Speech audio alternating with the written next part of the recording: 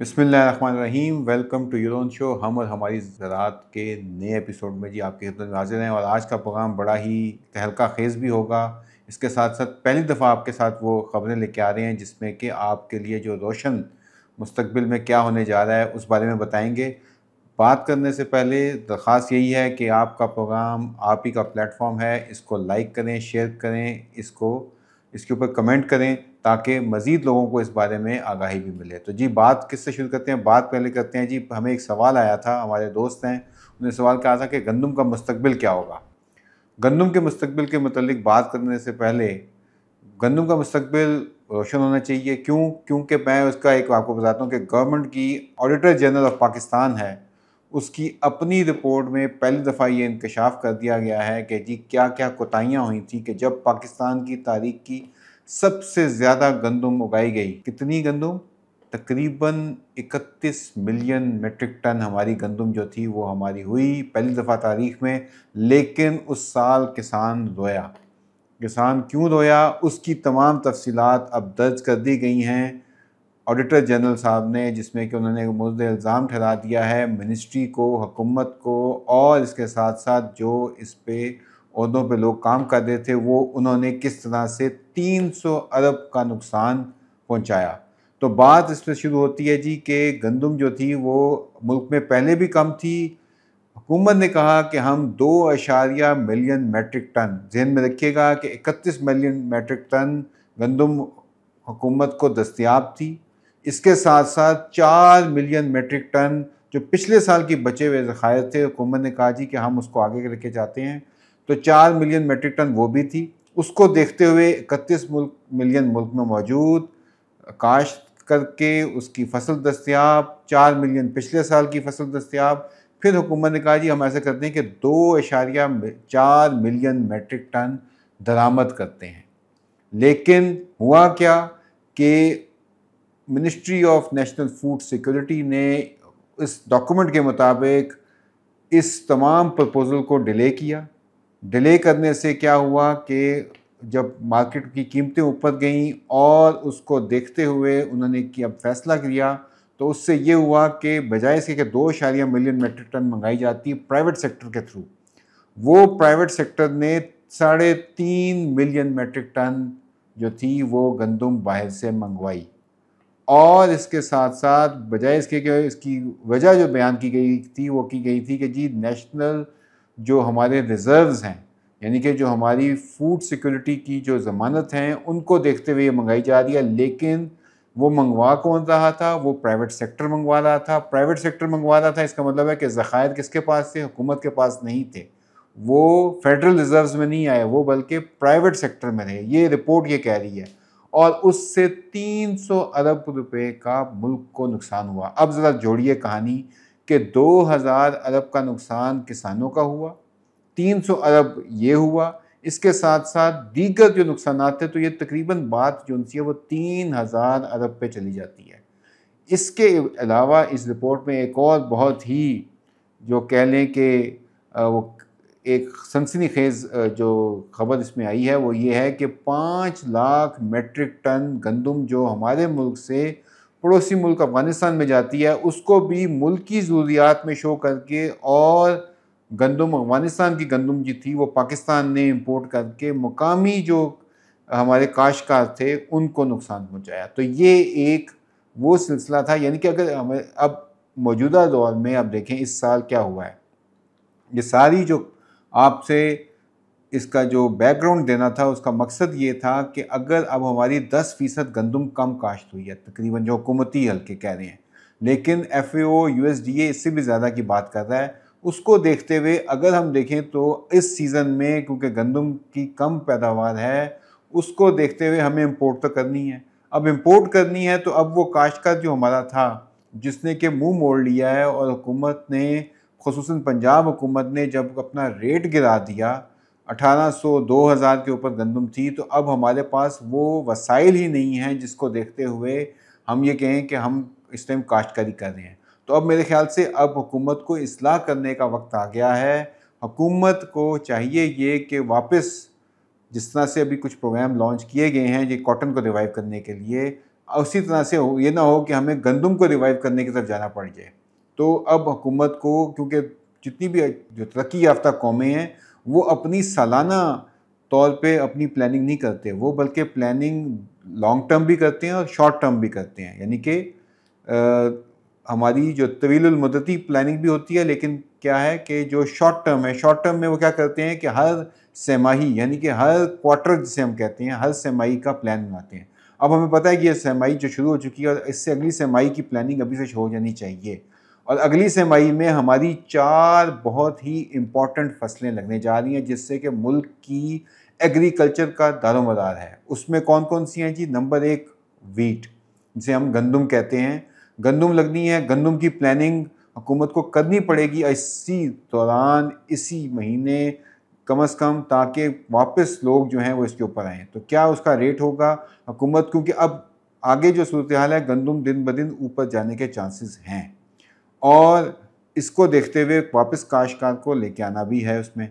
दूसरी जो फसल है वो है गन्ने की आ रही है, गन्ना भी लगता है, आलू भी लगता है। आलू इस दफ़ा पिटा है, आलू के लिए क्या हुकूमत के एक्सपोर्ट के चीज़ें होंगी, कैसे लेके चलेंगे, हुकूमत को बयान करना पड़ेगा। और चौथी अहम फसल जो हम देख रहे हैं वो अभी उसकी काश्त हो रही है, वो मकई की मौसमी मकई है। इस दफ़ा भी मकई की सूरत हाल जो थी वो कोई इतनी ज़्यादा बेहतर नहीं हो सकी, लेकिन जो अगले सीज़न में क्या ऐसे इकदाम लिए जाएँ कि हम अपनी मकई की जो काश्त है उसको बेहतर कर सकें। उसमें बीमारियां भी ज़्यादा होती हैं, पैदावार भी कम होती है, तो उसको कैसे बैलेंस किया जा सके। तो हुकूमत के पास ये अहम एक मौका है जिसके ऊपर वो काम कर सके, वरना एग्रीकल्चर की ग्रोथ जो नेगेटिव में है वो मज़ीद हो जाएगी और आपको ये सिचुएशन मज़ीद आगे जो है मुल्की वसाइल के ऊपर बोझ पड़ सकता है।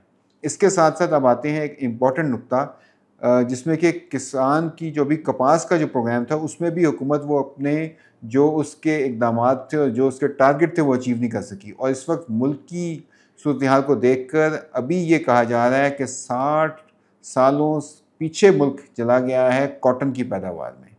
हालांकि हुकूमत पंजाब के और फेडरल गवर्नमेंट के कॉटन के रिवाइव करने के प्रोग्राम जारी हैं, लेकिन उसके जो दूरदर्श नताइज होंगे, लेकिन वक्ती तौर पे वो नताइज नहीं हासिल हो रहे।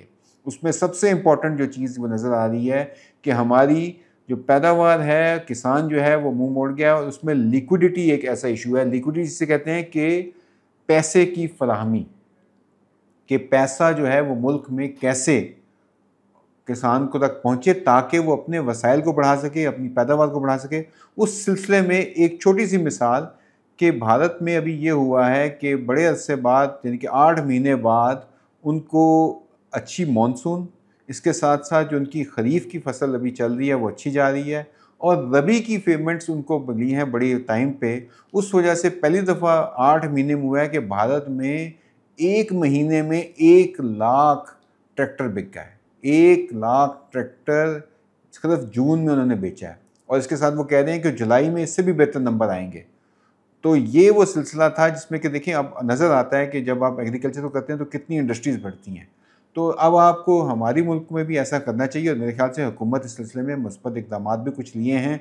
पंजाब का मैं एग्रीकल्चर डेवलपमेंट प्लान देख रहा था, उसमें अच्छे प्लान्स हैं। मैकेनाइजेशन के ऊपर बहुत ज़्यादा पैसा रखा गया है, सोलर ट्यूबवेल पर रखा गया है, इसके साथ साथ और दीगर इक़दाम किए जा रहे हैं जो अच्छी बात है। लेकिन एक जो पाकिस्तान के अंदर ये पहली दफ़ा आपको किसी भी चैनल पे एक सबसे बड़ी खबर आपको देने जा रहे हैं वो ये है कि एक छोटे काश्तकार, खुसूसन उनके लिए जो 12.5 एकड़ से कम काश्तकारी करते हैं और पिछले 3 सालों से उन्होंने बड़ी ही मेहनत की है, उनके लिए हुकूमत ने, प्राइम मिनिस्टर ने एक अपना लोन का प्रोग्राम शुरू किया है जिसमें कि आपको कोई चीज़ ज़मानत नहीं देनी होगी।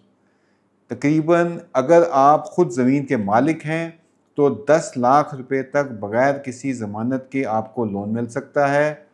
बैंक इसमें इन्वॉल्व हो रहे हैं, इसके साथ साथ इंश्योरेंस कंपनी आ रही हैं, स्टेट बैंक का ये प्रोग्राम आ रहा है और वो जो दोस्त जो कि ठेके पे काम करते हैं या वो कह लें कि किसी शराकतदारी पे काम करते हैं, उनके लिए 5 लाख रुपए का कर्जा आ रहा है इनपुट्स के लिए।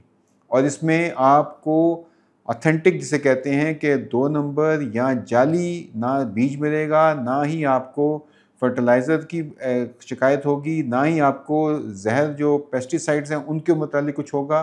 डायरेक्ट आपके डिजिटल अकाउंट के थ्रू ये तमाम प्रोसेस जो है वो डिजिटल पे आ रहा है। इसके साथ साथ हुकूमत की कोशिश है कि कॉन्केव एग्री जिस तरह से है, एग्रीटेक कंपनीज़ को इन्वॉल्व किया जाए और इसके थ्रू उनको एडवाइजरी दी जाए कि जी आपने अपनी फसल की कैसे बेहतर निगहदाश्त करनी है, कैसे उनको जो है वो माहिरीन की राय देनी है उनकी फसल के ऊपर।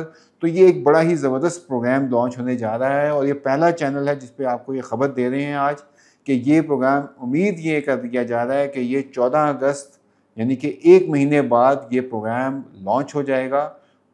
कभी उम्मीद है इस बारे में, स्टेट बैंक इस पे बड़ा ज़ोरों शोर से काम हो रहा है, मिनिस्ट्री ऑफ फाइनेंस काम कर रही है। तो ये एक अच्छी चीज़ थी जिस बारे में मैंने सोचा कि आप तक ये जो इन्फॉर्मेशन है वो फैलाई जाए, पहुंचाई जाए, ताकि आप लोग तैयारी कर सकें। इस सिलसिले में अगर आपको किसी भी किस्म की मालूमात चाहिए, आपको इंदराज करवाना है, तो कॉन्केव एग्री किसान मददगार से आप रब्ता करें, जिसके नुमाइंदे आपको इस बारे में बेहतर तरीके से बता सकते हैं। आपके पास एक डिजिटल चैनल के थ्रू हमारे पास ये आपके पास इंदराज होगा, उसके थ्रू हम आपको किस जो इसके मतलब स्कीम के मतलब बताते रहेंगे और इसमें कर्जा हासिल करने के लिए आपको मज़ीद जो मुआवनत दरकार होगी वो हमारे नुमाइंदे आपके लिए हर वक्त दस्तयाब हैं। तो ये कुछ ऐसी चीज़ें थी जिस पे मैंने सोचा कि आज आपसे बात की जाए। जाते जाते आपसे ट्रंप के जो टैरिफ प्लान थे, हुकूमत ने उसके ऊपर पाकिस्तान से तो अहम और मेरे ख्याल से हौसला अफ़ज़ा मालूमात आ रही हैं।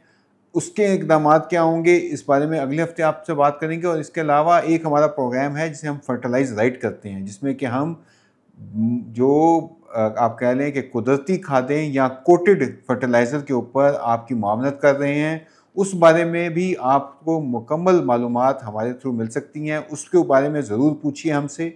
हमारा ये चैनल दस्तयाब है। क्यों? क्योंकि जो सिंथेटिक खादें हैं या पुरानी खादें हैं, वो जो डीएपी, यूरिया का जो तरीक़ाकार हम इस्तेमाल कर रहे हैं, अब दुनिया बदल गई है। अब दुनिया चली गई है कोटेड फर्टिलाइज़र पे। इसके अलावा कुदरती खादें जो सी उनका इस्तेमाल हो रहा है। तो इन सारी मालूमात के लिए आप हमसे रब्ता कर सकते हैं। इस प्लेटफ़ॉर्म पे अपने सवाल भेज सकते हैं ताकि हम आपकी बर वक्त रहनुमाई कर सकें। इस सिलसिले में हम United states department for agriculture के साथ मिलकर काम कर रहे हैं, इकाडा के साथ कर रहे हैं। अभी वीट का सीज़न है, मकई है, शुगर केन है इसमें। तो इन तमाम फसलों, कॉटन है, इस तमाम फसलों पे बड़े ज़बरदस्त रिज़ल्ट्स भी आने वाले हैं। उनके मुतालिक आपको हमारे नुमाइंदे मुकम्मल दस्तयाब मालूमात इन ट्रायल्स के बाद जो दस्तयाब होंगी उस मुतालिक बताएंगे। तो इस सिलसिले में अपने सवालात और अपने जो आपके तजर्बे हैं उनके मुतालिक हमें ज़रूर बताएं। इंशाअल्लाह अगले हफ्ते आपसे दोबारा मुलाकात होगी। अस्सलाम वालेकुम।